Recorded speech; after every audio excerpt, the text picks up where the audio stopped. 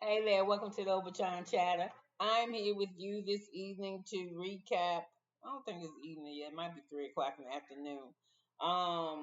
Southern Charm season 10, I think this is 10 or 11. It's like episode 4 or 5. It's whatever episode it is. I'll put it in the description. But we start off with a new person on the show. Her name is Sally. She starts her day at 4:30 in the morning, taking her dog out to pee. Then she shows up at the surgery at the hospital. She controls the robot to teach surgeons how to do surgery on the spine. She once lived and she's from Greenville, South Carolina. Woohoo! I used to live there years ago. For a couple years, about 4 years, I think. She said she okay. She don't need a man to have a baby. She don't need to get married. She don't need a man to get a house. She said she averages about $400,000 a year, so she don't need a guy for nothing. So we show up at Taylor's house, and Rod is visiting her, and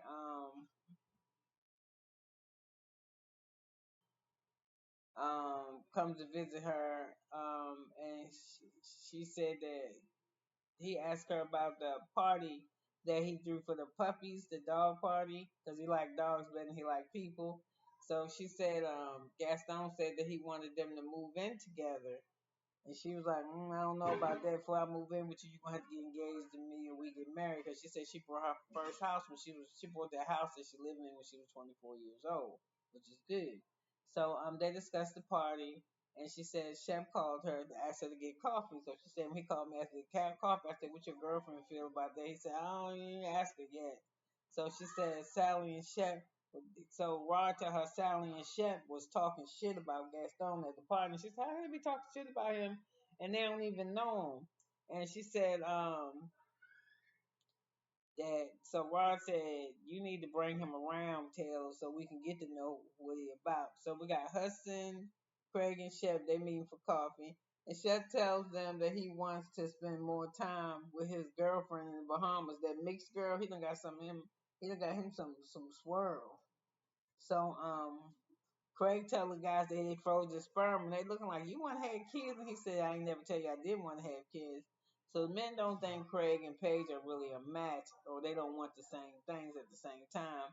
But they trying to make sure, Austin want to make sure that his friend getting what he want to, not just Paige getting what she wanted out of the deal. Because it seems like she don't want to be engaged, she ain't engaged. She don't want to move to the south, she ain't move to the south. So we at Patricia house now, and her and Whitney are at the house, and she says she turned 83, but she feel like she's 40, which is good. So she doing a rundown of the house and how the house is managed, all the special shit, the paint is for the interior, the outerior, the Persian rugs, the dish rug, the bushes and the lawn and the pool and the pond and the lily pad. So he's saying, yeah, I know how to do that to get the chimney sweepers and all this shit. So he said, ain't this thing a money pit? And she pretty much said, why you worried about it? You don't pay for nothing. So she said her house is worth like $15 million. So we got Leather meeting on the other side with JT. He's still limping, but he don't have a cane. And he said he tell her about the cane stuff. And she said, yeah, because Craig told us you called Miss Pat a bitch. And he said, what? He said, I don't say no, I don't talk like that. So Leather says kind of like Craig got a way of over exaggerating. So they show Leather being kicked out of one of Craig's events. I kind of remember that, but I'm not sure. So Leather says JT should call Craig and talk to him. So Craig is on the phone with Paige, and they in his front room over the garage. It's got FROTG. He asked her what it mean, his podcast room. And he said he wanted to get a knitting corner, so when he got to hem her pants for her, he don't have to be moving shit around. It's just a sewing machine and stuff already set up. So she was asking him how come Austin don't come around. He said, I don't know why Austin don't come around. He said it'd be easy if we just sat up here and we sat on the couch and we did this with each other. He said, but he ain't never about business. All he want to do is fucking play. And I'm about making money. So anyway, I said I don't give a fuck how Craig do his house. I'm sick of seeing his yard and him with the scissors outside cutting the grass and shit. I mean, he love his house and I'm glad he can maintain it, but he said his thing's about making money. So anyway,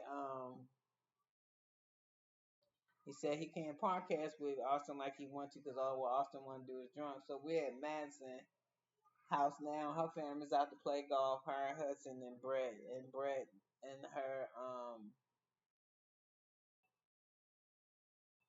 and her talk while Hudson practices swing. And she says Patricia's having a birthday party that she's going to go. And then he started telling her that they found a spot on his liver. And she was kind of upset with him because he kept it a secret. And he said he was waiting to tell her. He didn't know how he was going to tell her. First, he wanted to find out if it was an issue or not before he said something. So, anyway, I was mentioning that when Patricia talks to her, you hear me on the phone? I'm recording. Go. When Patricia talks about her money to Whitney, like when she was at the house, when you don't got to pay for it. And then when she was at her party, she was like, "How much is this costing me?" He looked real uncomfortable, like he want her to go ahead and die. Cause I think once she passed, I ain't saying he don't love his mother. He gonna get rid of that goddamn house, putting all that money. He don't want all that dope shit. He gonna do a estate sale, girl. Get rid of your shit. So when Patricia is going to the Madison going to the party, she said she feel a little emotional because she really liked Patricia and she ain't really told Patricia about what's going on with Hudson. Then she said she's trying to get some answers when people start get some answers to questions that she had when people start asking her shit, but she talked about it. So she said Patricia mean a whole lot to her, that she's putting on the path to really like being a lady. She said she kind of groomed her, to be more ladylike. Cause I think Madison was probably kind of a little bit hoarse and wild at first, so that's how everybody saw her. So Whitney says a little speech, and he tells a story about his mom, about her having to be late for a fundraiser. He did some shit at school, and when she went to talk to the headmaster, she said, "Child, boys were with boys. I gotta go," and she just left. So the doctor, black guy, he asked for. I think it was him that asked for Craige, and Austin said Craige. And Austin said, "Yeah, Craige called me after I was doing something going to dinner." He said, "With who?" He said, "With friends." He said, "Well, what friends?" And he was like, "Oh, okay." So Craige feelings, I guess, was hurt. So Austin said that, they ain't actually come because you don't never be around. So Patricia said he gonna reach out when he is home. So, she said, I thought he was still out of town with some shit. So anyway, Craige was like, so Chef got in there and said, I don't know what his problem is. He act like he's so fucking busy, but he don't do nothing. He's all he do is take pictures, throw up a pillow, take a picture, and say some shit, and that's it. He said Jerry make all the hard decisions. He does everything. So he said, I don't know if he's trying to do a new image, going all clean and not drinking and worrying about money, but him and Paige more worry about image. So they said that Whitney said shit, he was more fun when he was drinking. So he's so fucking boring now. He said always working. He said he thinks that Paige is real shrewd too. So Shep said that he talked to Austin and tells him that Craige is in a pissy mood. And he said, I think he in a pissy mood because Madison must have told Craige what we said. So he said, I don't know. Austin said, I'm going to go out to his house. This motherfucker sound like a bitch on the phone. So he was like, I'm going to go out here and see what's up. So when Austin pull up, Craige is there weeding his yard, right? His garden. And he said, last night was weird without you being there. He said, well, where would I be being there? But Patricia wouldn't invite me. She said she would invite you if she knew you was in town. She said, you don't hang out with nobody. You always want to hang out at home. He said, that's where I like to be.